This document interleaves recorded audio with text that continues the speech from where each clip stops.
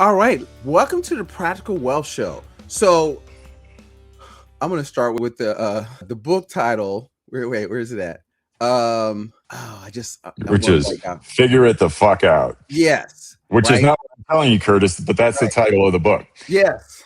So I might put that in the show. I'm going to do your title, but that's what you got to figure out how to do. So it's funny. We had a good time talking before we recorded for at least a good 20 minutes about life and kids and school and COVID. So it's really cool. But my guest today is David Johnson. He is the founder of CEO Vervent, right?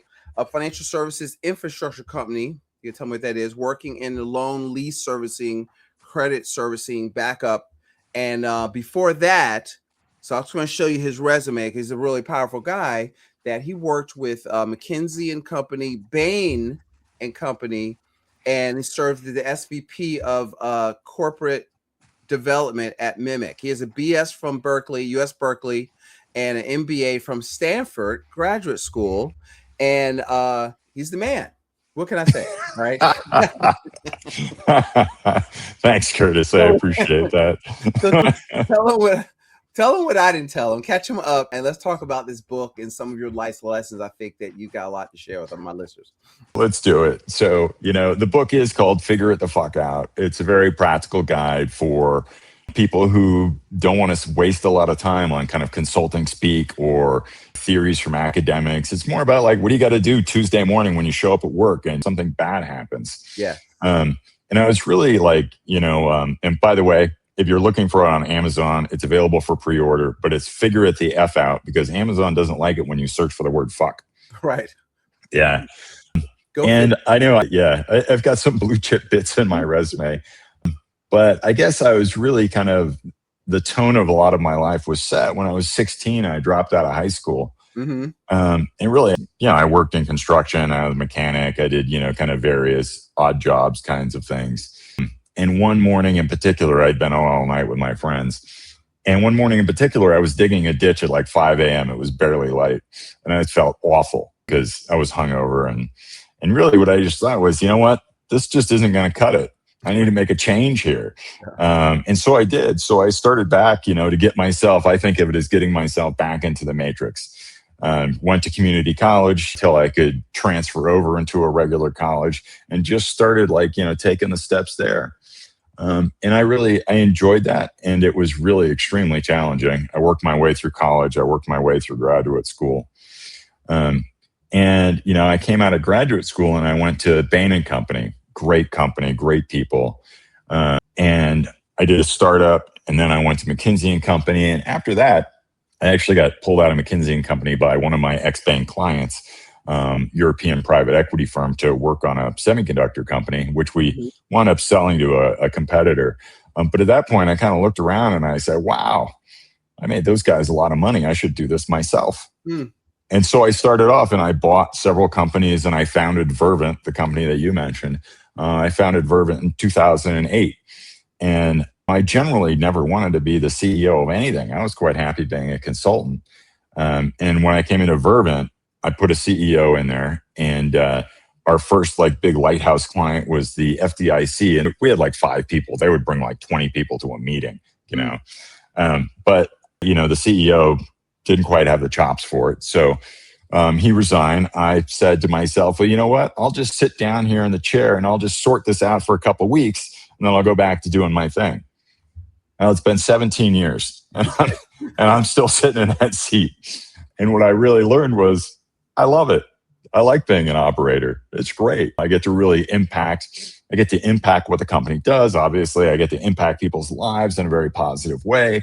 There's just a lot about it. But along the way, I really learned this lesson that most of the management theory you hear or management advice is it's mostly bullshit.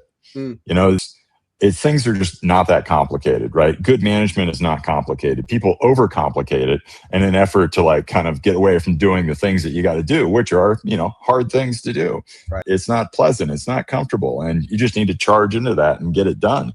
To me, that's one of the big secrets of management. Let's go back. Most people, would you say you're rare in the sense that most people they want to work for somebody. They're what I call work processors, right? You go to work, you do the work, they give you a check.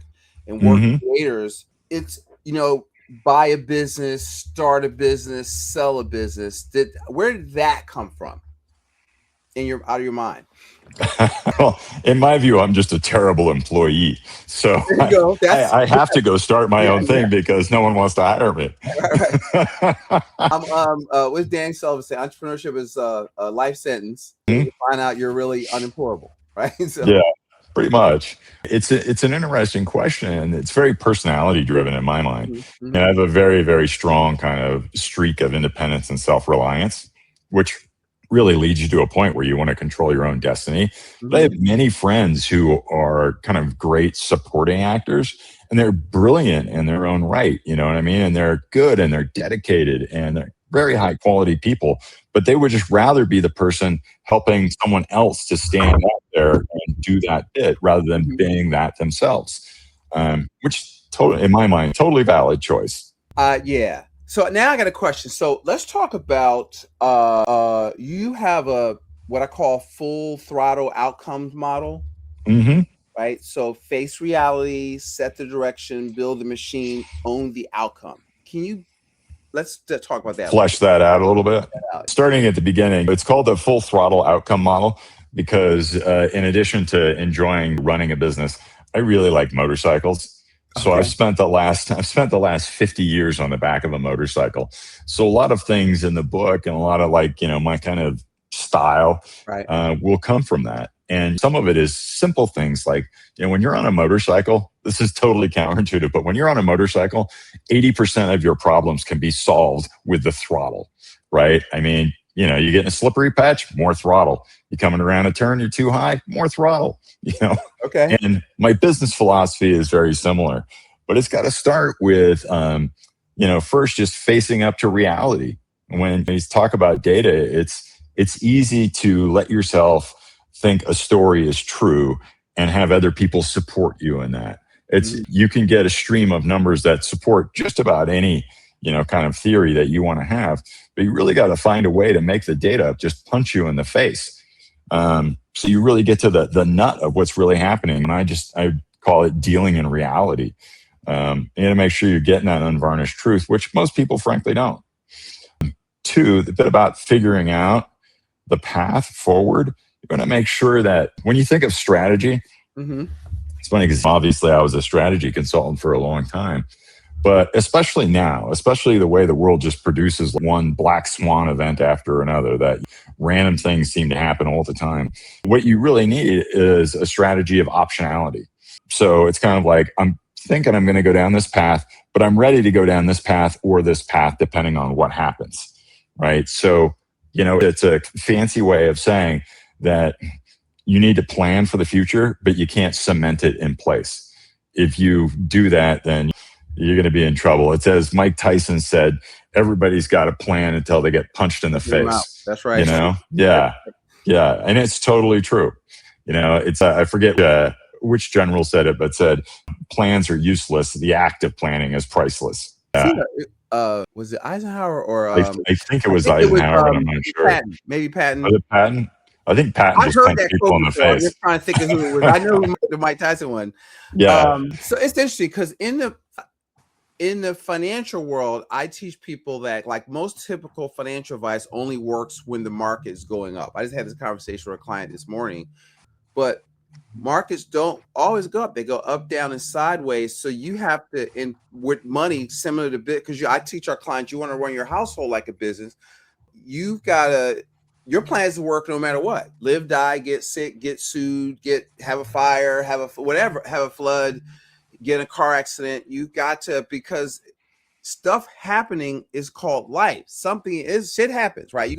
To me, you should prepare for that and make yourself, to use Salim Taleb, anti-fragile. So if you get stronger as it gets more adverse, if you will toughen yourself up, because see, most people, going to your last part, they don't want to own the outcome. They want to pass off blame to somebody else. So that's this thing of just character. Would you?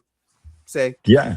And I think that really it's there's some real issues that we have in our society with the ability of people to impact the outcome and really own it. Just the understanding of financial products in our society is very low. So, I mean, I certainly see it from my seat at Vervent, where we're talking to people every day about these kinds of things. And most people, they don't understand what financial products they're signing up for. And if you don't understand that, if you don't take the initiative and get there, it's very difficult for you to plan to be anti-fragile or anything else, because something happens and then you don't know what the result is going to be. Right. I always tell people the product. So I'll teach principles drive strategy with financial, right? Financial principles drive strategy. Principles, how your belief system, how you think. Strategy is what you do, and tactics to implement the strategy. But tactics are last. Those are the products, right? And so I was taught that the products are last. There should be what do you say? A result of your knowledge, not a substitute for it. Yeah, I see what you're saying. Yeah, it's tricky out there, and it's getting, it's getting more complicated, not less complicated. Yeah. And we don't really have a way of instilling that kind of knowledge in people as they grow up. So your kids, my kids, everybody's kids, what they're going to know is what their parents teach them. Or, unfortunately, what their teachers and college professors teach them. We were talking before, I didn't finish the story. When my daughter came home during COVID, I had to deprogram her from half a year. Well, my economics specialist said, that's not right. So let her home. All right, let's play cash flow. I got to get your mind right. So that's funny. Yeah. So that's what you get in college. You get a lot of theory. Yeah. Is that so? What is it saying? I had the cleanliness of theory is no match for the mess that is reality. That's a good way of putting it, especially in economics. Yeah. Having said that, you could certainly, and kids in college certainly learn a number of really handy tools that you can use. It's just, you just can't put your faith in some overarching theory and think that it's going to happen, but you can grab a tool and actually use it. Yeah. Like some kind of discount analysis, discounted cash flow. Very handy. Lots of people use it. It is a solid tool, but it's not an overall theory of how the market works. I got a wrinkle. So I want to get into the book. I've got brilliant people. I told you this is consulting for Curtis. If no one else is listening, y'all better get a pen. Right? So I noticed that you've written publicly. So this is a variation on the Full Throttle Outcome. I think you've written publicly about FIFO, face reality, investigate, fix it, and then own the outcome. And I think you start to introduce sets of direction. It's a little bit different, but where did that come from? It's very much like part of the evolution of the Full Throttle Outcomes model. There's just a little bit of tinkering with it. And I just want to as I evolved it, I wanted to drive home the more practical points of it. And so bringing it along was kind of a way of bringing it along from being, somewhat more principle based to more, what are you going to do on Tuesday morning based? That was really how that came about. Definitely, these things don't just pop out of thin air, as you know. It's, they take some evolution to get where you want to be. And you got to think. I want you to tell a story. I'm going to set the story. Hopefully it'll come back. So with Vervent, you had a step with a successor service company with the majority of approximately 100 subprime auto loans. And Tricolor. Tricolor. And you had to, you were designated the backup servicer. And so you talk about performing under pressure. Give me the movie and not the lesson that you suddenly have 100,000 accounts coming your way after organization fails. What happens in the first 24 hours? What does leadership actually do? Because your book is really about leadership. Let's talk about that in action. Well, of course, at that time, I'm sure. But Tricolor's still wrapped up in a bunch of legal action, so I'm a little bit circumspect in what I'll say. But it was a very large auto lender based in Texas, and there was several alleged fraud incidents. And the company went into a Chapter 7 bankruptcy. So, and Chapter 7 is just liquidation. It was the largest Chapter 7 bankruptcy in U.S. history. And usually these companies that are in a similar situation would go through a Chapter 11 where it's a reorganization so that there's, and from my point of view, one of our jobs at Vervent is we come in and we clean up these kinds of messes. And as we come into that, in a Chapter 11, there would be someone to talk to, like, hey, let me have a list of customers or something like that. But with a Chapter 7, there's nobody. It's just the entire thing just goes up in a supernova. So it's a much more difficult situation. But our client called us on a Friday, one of our clients on this, and told us what was going on. We had the entire bit with them contracted by the end of Friday night, Eastern time. And then we had our crisis response teams on the ground Sunday night in Texas. We were in the office the very next day that the office was open. And this all comes back to, and there's a whole bunch of hair on this thing and a whole bunch of stories about how big and nasty it was. But it really comes down to this, is that our clients in this type of work, they trust us because they know that we're going to do what we say we're going to do. And It's just as simple as that. And we've built our reputation on that. If we say we're going to do a thing, then we do that thing. And it doesn't matter how much hair is on it. It doesn't matter how difficult it is. And it doesn't matter how compressed the time period it is. But, that's a real lesson right there in leadership for people as they try and move forward. You need to have integrity, and you can't just trade away your integrity at the moment when it becomes difficult. Right. That's a bar right there. That's what I want y'all to get from that. Thank you for sharing that. And so I want to piggyback on that, and then I got some questions, other questions. Sounds good.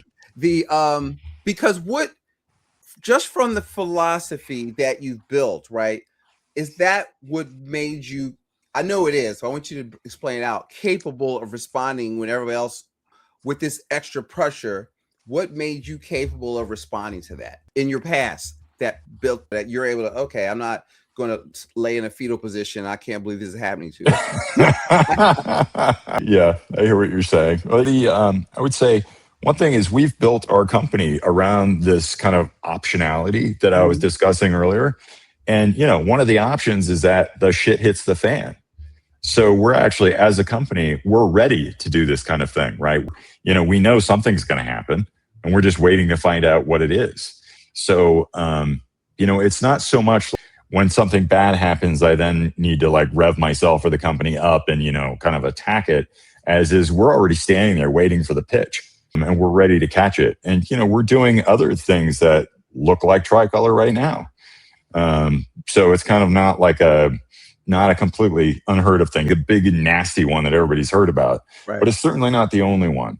So I just don't assume that things are going to be comfortable. I just assume that.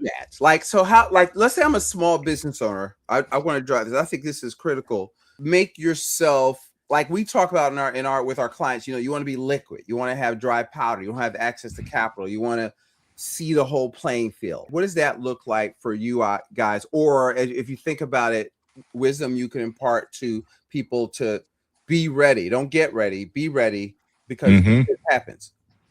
Yeah. It's for us, I think there's a corollary here for us and for your listeners who are thinking about their own personal finances. And for us, it's not liquidity, as you would say for them, but for us, it's capability and capacity, right? So, if we were already at capacity, if we could only have, a certain number of people in the company because we didn't have, office space or something, then you wouldn't be able to take this on. But, in some of this, an easy example would be a call center. Most of the Tricolor loans are Spanish speaking. We have a facility in Tijuana, and we keep it largely empty for just these types of things. So I can scale, I could scale up 1,000 agents very quickly. And that's the kind of the capability that you need to have on hand in order to be able to receive and deal with something like this. So that's how I would say it. My capability and capacity is the equivalent of your liquidity. Yeah. So we stand ready to catch it. I love it. So your book says organizations usually fail before they fail financially. What starts breaking first? Yeah, usually the culture starts to strain, and it starts to, the interactions between executives and people start to strain. It's kind of the early warning system. And once that happens, it becomes self-reinforcing. All of a sudden, things that used to be easy become difficult. And it's like someone's throwing sand in the gears. And so it's that kind of thing that slows it down. And that can turn something which might be survivable into something which is not survivable, because you simply don't have the wherewithal to get yourself out of it anymore. Okay. Take me inside of the full throttle outcomes model. What does face reality look like when the CEO doesn't really like the reality of the data is showing him or her? Yeah. I saw a lot of this when I was a consultant. For instance, and I'll genericize this, example, but for instance, we worked on, a parts, an avionic parts manufacturer. So they're making stuff that goes on airplanes out of aluminum mostly. And the company was doing extraordinarily well, great numbers, profits are going way up, all is well, right? Well, that was the headline story, and that's the one that the CEO liked, right? The story that he didn't like was the story where the price of aluminum at that time was plummeting. And so, he wasn't actually doing anything different. It was simply that the price of aluminum was going down. Therefore, his cost was going down, his profits were going up. And you can see where that completely leaves you open to when the cost of aluminum goes back up, because of course it will at some point. Then all of a sudden you're going to have a whole different story to tell, and it's not going to be a pleasant one. And it's one that you're unprepared for because you didn't take this into account. You're just telling yourself that you're brilliant. So yeah. You can't expand your own vision because everybody has a blind spot. You can't drink your own Kool-Aid. That's I mean, we have of course, like any other company, we have several sayings around Vervent that we use as kind of shorthand culture type things.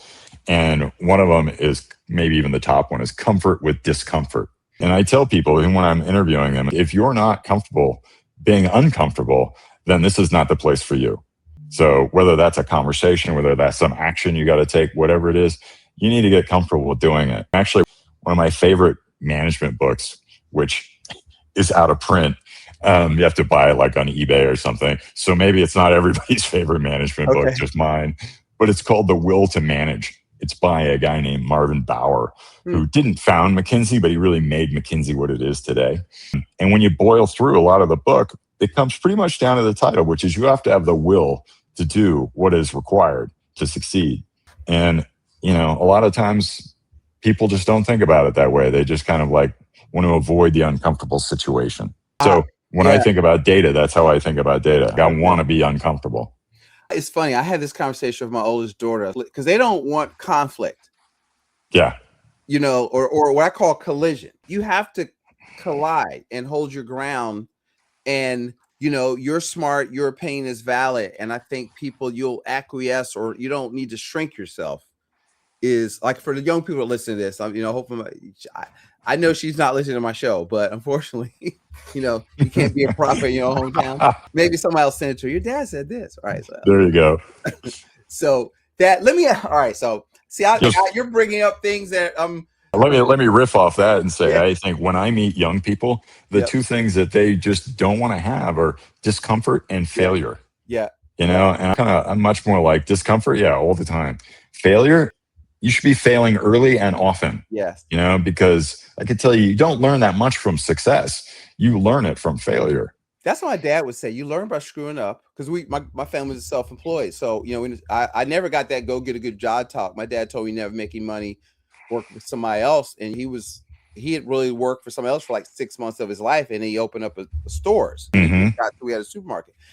And he was saying, we signed the front of the check. That's good. I like that. So I'm kind of weird, upbringing like that. So I'm a weird kind of cat. So that's let me ask you. So I like the macroeconomic thinking. I had another thought, just left me, so I'm gonna skip over that. Go for it. Back to me. I go anywhere with you want on this. So let's say you are sitting in the middle of private credit, consumer lending, and capital markets, right? So what is changing in the financial system that an ordinary, for lack of a better word, business owner or investor does not see yet? Well, this is interesting. There's been a real sea change in how the financial system works, which is continuing today. it's kind of easier with an analogy. You remember back when the PC industry first started, you had IBM and they did everything. They wrote the I software. do. I'm that old. Right? Well, there you go. I know. For your listeners who aren't, it's kind of like they did all these different activities, whether it was programming or manufacturing or distributing. They did everything. It was completely vertically integrated. And then eventually that model exploded and it became horizontally integrated, where you had Intel, Microsoft, and all these other guys in there. And if you look at the financial services industry, the consumer credit industry, from roughly before the Great Recession, and hopefully some of your listeners are old enough to remember that. Yeah. Yeah. So during the Great Recession, banks really pulled back on their consumer lending, right? Yeah. Which makes sense for banks. As the Great Recession ended, they didn't come back in very quickly. And the private credit industry looked at that and thought, hey, there's a great opportunity there, and started moving in. And really what was happening was all those banks, they had these vertical integrations, right? They were doing soup to nuts, right? But the private credit guys, they don't have that. They don't have some vertically integrated company they can use for that. So they needed players who were those horizontal guys. They need one guy to originate loans. They need another guy to service loans. They need another guy to, make sure that investors get their remittances from the loan portfolio.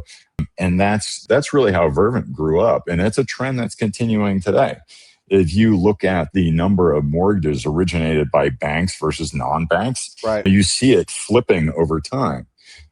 So it's really been, in my mind, that's an ongoing trend, which is really monumental, is this kind of like de-aggregating of the vertical aggregators and turning it horizontal like that, just like the PC industry. And the same thing happened with the automotive industry a long time ago. How? Explain that. I want to keep that in with the automotive one, or with automotive, yeah. Well, they used to be vertically integrated as well. You think way back when it was Henry Ford, and he had metal going in one end of a factory and cars coming out the other. Oh, But now when, you go buy a car, if you try and like distill down where everything came from, the windshield came from a different manufacturer. The seats came from a different manufacturer. And so what's happening is automotive assembly of parts rather than, manufacturing of everything in a factory. And that's really almost the definition of going from vertical to horizontal. Got it. So when people hear private credit, because I had a friend of mine has a show. She's talking about the private. You hear about their private credit crisis, but people hear private credit and assume it's just another investment category. What's happening behind the behind the scenes? Yeah, behind the scenes, and how it replaces a traditional bank. As I said, Vervent pretty much grew up with private credit, so I'm a big fan. I would say though, and you mentioned the redemption crisis, which certainly seems more in hand now than it was, say, 6 months ago. Yeah. But private credit is a illiquid asset. It's an alternative asset, just like private equity is. And certainly, at least in my mind, when I think about private credit as a long-term illiquid asset, you give them $1, you don't get that dollar back for 7 or 8 years. Right. Could be longer, right? And there's a lot of things out now that are, because of COVID and because of everything else, you might have something that's been gone for 10 years. It's a long time to be without your money. So if you're sourcing the money for private credit from, like an insurance company, right? They can handle that. They have that patience. They want that because they get a higher return for locking their money up for a longer period of time. But if you're an individual, even if you're a very well-off individual, you need to make sure that dollar that you send off, you don't need that dollar for 10 years. And there's a real mismatch there, I think, between the liquidity needs of most people and the investing requirements of a private equity firm. And that's really a lot of what triggered the redemption crisis. People are way too illiquid because they think they have to be fully invested. So we'll teach business owners and individuals, you want 6 to 12 months of liquidity, 3 months, emergency fund in 3 months. That's not enough. If you're have a slowdown, or I work with a lot of real estate investors, and the government made it legal for your tenants not to pay you, right? Right. But the mortgage company still wanted their money. So where are you going to deal? So if you don't have liquidity, because if you have liquidity, you can make the payments, but you also have dry powder. You talked about pivoting earlier. There are people that didn't have that liquidity that you could pick up opportunities pennies on a dollar, if you had a capital to do so. And I think that's how I would translate be ready. Don't be ready, stay ready, don't get ready, because you should had your head on the swivel looking out for opportunities, like that. Is that a good analogy? Yeah. I mean, I agree with, I'm not a financial advisor, so I can't really speak to, individuals' investment strategy, but I can certainly speak to having your head on a swivel all the time. Yeah. I mean, especially these days, whatever coming down the road, you're not going to see it very far in advance. So you need to be ready to either, respond to an emergency or take advantage of an opportunity. Yeah. And both those things require you to be ready before that event actually happens. Tell me this. You say, my research says AI doesn't replace AI replaces leadership. Right. AI doesn't replace leadership. It exposes it. What do you say that? Right. And what gets exposed? And I actually said flexible work environment reveals what kind of a leader you are. But on the AI front, my shorthand for the AI is like a power tool. It's a drill, and you can make some great things with that drill, or you can accidentally drill a hole in your leg. Okay. But just having the drill does not make you a great architect. It doesn't make you a great construction worker, right? It's a tool, and you need to understand how to use the tool and use it appropriately. Yeah, I mean, we see a lot of companies that they basically say that they're doing AI, which a lot of the times just consists of giving everybody in the company access to AI without any planning around it, or without any kind of real governance around it. Yeah. Which, like our AI program at Vervent, we have a very strong governance function. We have a strong strategy function. We've got all those functions along that you need to take advantage of a tool. Because that's all it is a tool. Yeah. And in my mind, new and it's fancy, but it's just a tool. Yeah. So you've built this company for nearly 2 decades. If you lost everything tomorrow, you're get those questions. You're making me feel old already, Curtis. Right. We're close to together, so that's all right. Right. So you kept everything, like your knowledge, right? What would you build?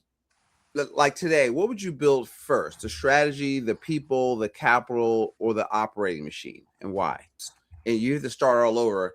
If you had the energy to start all over, what would you do first? I mean, the very first thing to me is spend a lot of time identifying and validating your target area, right? So get an idea of what's going on, what are the changes that are happening in that area? There's a lot of niches in a lot of different industries. I love financial services because there's many, many niches, and it's a large, fast-growing area.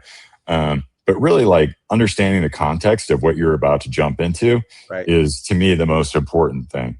And, a common mistake I see entrepreneurs make in that realm would be they're going to start, especially when they're younger, they're going to start a business, which is, I don't know, say it's a store on, Amazon or something like that. But they assume that the Amazon side of the equation is a constant. It's never going to change. Right. Whereas you build your store and then all of a sudden something changes in Amazon, a policy or a revenue demand or whatever it is. And there's a second order knock on effect to you because you didn't actually take into account the context of what you're doing. You just kind of looked at it through the paper towel tube. Let's finish with, I want you to sell your book. So what didn't I ask you? This is my catch-all, David, right? So make sure. All right, there we go. Right. That I should have asked you that I didn't, or a philosophy you want to get out, and that I think they could learn, leaders, managers, or entrepreneurs could learn from the book, or a couple. It doesn't have to be one. It could be a few things that you want to, because I want to go buy the book, right? But I want you to know why you should be buying the book. Gotcha. I would say something like this. This is just in, framing up who should buy the book or not buy the book. But, if you've never had to make payroll, if you've never had an angry customer, if you've never had to fire one of your friends, then this book is probably not for you. Okay.